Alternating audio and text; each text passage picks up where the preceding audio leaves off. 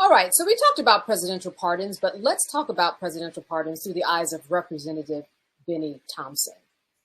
Representative Bennie Thompson is the former chair of the House January 6th committee. He says he'll accept a preemptive pardon from President Biden out of concern that President-elect Trump might target him. It is rumored that the president is considering these pardons in response to fears that Trump will exact revenge on his political opponents.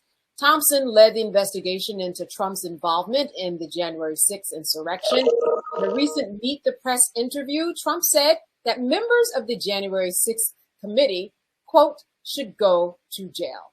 All right, Rebecca, let's break this down a little bit. Certainly this is something that is worth considering. If I were the representative, I would believe that this was going to be happening because the president-elect said as much. I don't think he has another choice. Yes, and I would say not just extend this pardon to the congressman, but also his staff.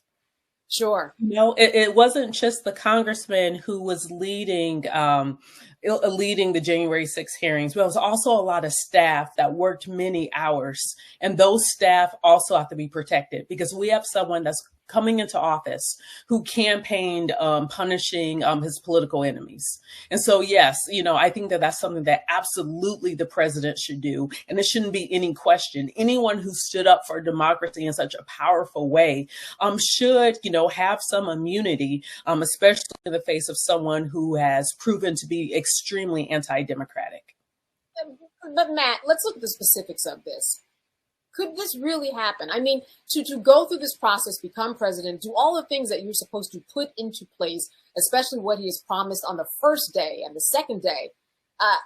Is this really something that's feasible in terms of going through the court system, bringing all of his enemies up on charges, and really thinking that this is going to come into fruition?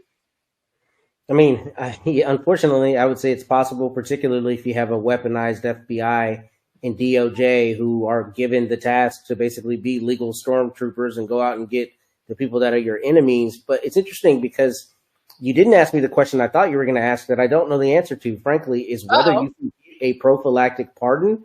That to me seems to be the bigger issue here, really a question of ripeness, right? Because if you look at a pardon or commutation or really any kind of remedial action as it relates to a criminal legal justice system, to use Rebecca's terminology, it's all predicated on the idea that you have been charged or you're being investigated or something else, right? I don't know if a pardon would be effective prospectively. Just because Mr. Trump has said this is what he's going to do, that's not tantamount to Bennie Thompson actually facing any charges yet. So that's really what concerns me the most, is the idea that, especially with this Supreme Court, Joe Biden could issue a pardon saying, I am immunizing him from any kind of criminal liability for anything related to his congressional service and the investigation of January 6th.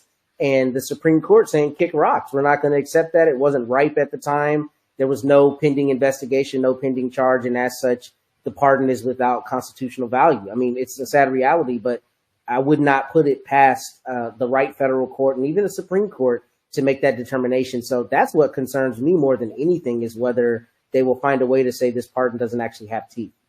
So here's what's interesting, Matt, two things that I'm thinking about. And that is that if the president puts it on record, that is something that can be used in a court filing, or that when it actually happens, that somehow that court filing, will be attached to the record, or President Biden, somebody from a former administration, become a part of the brief in some way to say that we are supporting this. But you're right. It's not right, because when you pardon someone or when you commute someone's sentence, there's something already on the book that a conviction has taken place. That is a very, very good point. But I do see there's value in putting on record that this is someone that has served his community well, and of course, should be free in the community. Candace, the only time we've seen it, oh, sorry. No, go ahead, please, Rebecca. I was going to say the only time we've seen this actually work was like on Scandal. We've only seen this happen. Right. Where you can have that preemptive pardon. Because Matt's right. Like, it gets us into some really gray and weird legal theory. It's kind of weird. I don't think there's precedence for something like that. Yeah. Well, because, there's not precedent for something like President-elect Donald Trump in terms of doing something like this. But Matt, what were you going to say in response? Well, I was just going to say that what concerns me especially is the idea that, you know, I think the guardrails that we think used to be there, or that we used to think were there, and that is just people actually doing what has customarily been done in terms of honoring tradition and honoring, quote, the rule of law. We know that that has all gone by the wayside, right? Because now we're in this weird bizarro world where it's whatever we want it to be now at this time, if we want it to be that. Who cares what it was before? I'm telling you that to say, you would think that as a matter of course, if the sitting president pardoned someone, even preemptively, that you would honor that preemptive pardon. But we don't exist in that reality anymore. And unfortunately, I think that means that even if they do get him and Liz Cheney get a pardon, it's not impossible that the Trump Justice Department is arguing in front of the Supreme Court, or rather the Solicitor General arguing, saying, the president at the time did not, you know, the president didn't have the authority to give a preemptive pardon. Therefore, it shouldn't be honored now. I mean, that's concerning. And I don't mean to be like dystopian in my view, but frankly, that's where we're trending. And that's what concerns me, is that we don't have those guardrails anymore that we at least used to believe were there. Here's a question I want to open up to the floor, and I'm going to start with you, Michael. What if President Biden pardons Trump himself? You know, would that be some type of currency when we talk about what might be expected of him when he goes into office? Well, two things. Number one, if Biden pardons Trump, and I know Representative James Clyburn said he should, and I respect Representative James Clyburn and have defended him against some of the progressive wing of the Democratic Party, but that's dumb as hell. No, he should not pardon Donald Trump. Donald Trump is incited the insurrection. Donald Trump tried to overthrow the government. He sent domestic terrorists to the U.S. Capitol to stop a bicameral session that's mandated by the U.S. Constitution so he could stay in power. And then he sat there for 187 minutes, as the January 6th Commission tells us. He sat there for 187 minutes at the White House and watched it and didn't do a damn thing. Hell no, he should not pardon Donald Trump. Okay, number one. Number two, and if he did, it's stupid. Now, if Gerald Ford had not have given a pardon to Richard Nixon, many presidential historians, many people who know a lot more about this than I think that would have been a deterrent to Donald Trump. Okay, Gerald Ford gave a pardon to Richard Nixon to heal for the betterment of the country, to heal the country. Sometimes you got to throw people's asses in jail, period. Okay, and Donald Trump is one of them. That's not going to heal anything. All that's going to do is tell the next wannabe dictator, oh, I can get away with this and I can do even more. Secondly, Representative Bennie Thompson is absolutely correct to try to accept a presidential pardon. Okay, now whether the Supreme Court wants to accept it or not, we'll deal with that later. But Bennie Thompson not only headed up the January 6th committee, but also he was part of a civil lawsuit against Donald Trump, Rudy Giuliani, and some others involved in the January 6th insurrection, using the Ku Klux Klan Act of 1871, which came about during the Reconstruction era, which was designed to target Klans members and others who were attacking African-American elected officials, African-American voters, and white Republican elected officials in the South. Okay, that law is still on the books. So there's a lot of animosity that the traitor-in-chief, this wannabe dictator Donald Trump has against these people, including Bennie Thompson. So Bennie Thompson, I don't blame him for wanting to take a presidential pardon. Sure. Listen, Rebecca, Matt has spoken. He has said, listen, legally, this could indeed happen. Everything is in place. Is there value in a quid pro quo like this, in Biden pardoning Trump, in an effort to try to save all the people who have been on the January 6th committee, any of the people who have been on a staff, and anybody related that could potentially go down? The Supreme Court said the president can do whatever he or she wants. So if Trump wants to be pardoned, then pardon himself then. Because according to the Supreme Court, he might be able to do that. That solves that.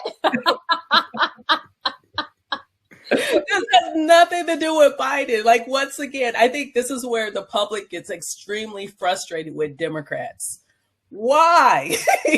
Why would you waste? Like, there are so many other people that ought to be pardoned. Why? Mhm. Why? I don't even understand why Clyburn would even go there. It does not make sense. There are other things to champion, and Trump ain't it. Yeah, but you know, in your world, as you know, just politically speaking, we never know what's going on behind closed doors either. We know what we're getting in terms of sound bites of the media and what we think might be going on, but there might be something we just can't even see and don't even know, because it is strange that Clyburn would come forth and say that, because that makes no sense. As you said, the Supreme Court has spoken, and that he has just powers beyond our imagination, and he's going to take advantage of all of them. You know, I will say there are some people in Washington who are scared. What happened? What does it look like in a second Trump administration where there are no guardrails? There is no sense of normalcy, especially with the potential head of DOJ having access to all those DOJ files. There are a lot of people in Washington in power who got a foul. So yeah, we're going to see some strange things and some strange bedfellows, and seeing some strange advocates of some very strange things in the next few weeks. Matt, are you Camp Rebecca? It doesn't matter. Trump's going to do what he wants to do, because the highest court in the nation has already spoken on his behalf. You know, I was trying to find something pithy to say, but I don't have anything pithy. All I'm going to say is Donald Trump is the kind of cat who's going to take that part and say, appreciate that, big homie. I'm going to do whatever I want anyway. It doesn't matter. And the problem is, I think it'll backfire on the Democrats. I think it'll make them look even weaker, because it'll make them look like they are capitulating to a man who is a stated, aspiring dictator. And I think it's a throwaway. I mean, if there's any value, any political value in it, really, I think it's just in, them using the presidential pardon. Frankly, I don't think it moves the needle. I think it moves the needle back. And frankly, that is really a lot of the pushback on Democrats right now. It's just this idea that we look weak and we're not playing this for keeps. I mean, Michael said it earlier. Republicans play for keeps. They play for power, and they don't care. They do whatever they want to do. So I say that to say, I don't think a pardon makes any sense. I think Rebecca's 100% right. And I also don't think it advances the Democrats' cause in any way. It just makes them look weak. It almost looks like we're giving, this Pyrrhic victory to a dictator who's going to take it anyway. So I don't see why we would ever do that. I don't think it makes any sense to do that. I think giving Bennie Thompson one in advance makes sense. But I do have the concerns I've already stated about legally how that might play out. Right. All right. The final answer. Is it even right? That's something we have to look for, and certainly going to be finding out before January 20th whether or not that is even feasible. All right. Stay with us. We will be back after the break. You're watching Roland Martin Unfiltered here on the Black Star Network. All right. Visit our website, AfricanHistoryNetwork.com, AfricanHistoryNetwork.com. You can support the African History Network. $, the AHN show through Cash App and through PayPal as well, paypal.me/the AHN show. So we have our Cash App link here right on the homepage of our website, as well as PayPal. So that helps us keep doing the research, stay on the air, keep broadcasting, etc. Pay some of the bills. Register for the fantastic online history course I teach on Saturdays, 4 p.m. Eastern Standard Time. Now, we do the sessions live. All the sessions are archived and recorded. You can go back and watch this anytime. And even after the course is over with, you'll still have access to watch the class. Ancient Kemet, one of the original names for Egypt, the Moors, and the Ma'afa, understanding the transatlantic slave trade, what they didn't teach you in school. It's a 12-week online history course. It just started up. Click right here to register. And you can do debit card or credit card or pay through PayPal. We have our class lesson plan right here as well. There are over 200 slides that we look at in the class, 80 to 100 articles, 15 books that we reference. You don't have to buy any of the books. I'll show you excerpts of the book right on the screen. The video clips that we look at, etc. Interviews I've done with many of our scholars like Professor James Small, Professor Kaba Kamene, Anthony Browder, Runoko Rashidi, and more. Click right here to download the lesson plan, and you can we have a overview of the class right here as well. All right, look, we have to get out of here. Remember, at the African History Network, let's see here. So hopefully you all learned a lot today. Give us a thumbs up, give us a heart, give us a like on this broadcast. Remember, at the African History Network, we focus on educating, empowering, and inspiring people of African descent throughout the diaspora and around the world, because right now it's corrects wrong behavior. What you do for yourself, what you do to yourself, and what you allow other people to do to you and get away with is based upon what you think about yourself. It's not over till we win Wakanda forever, and we'll talk to you next time.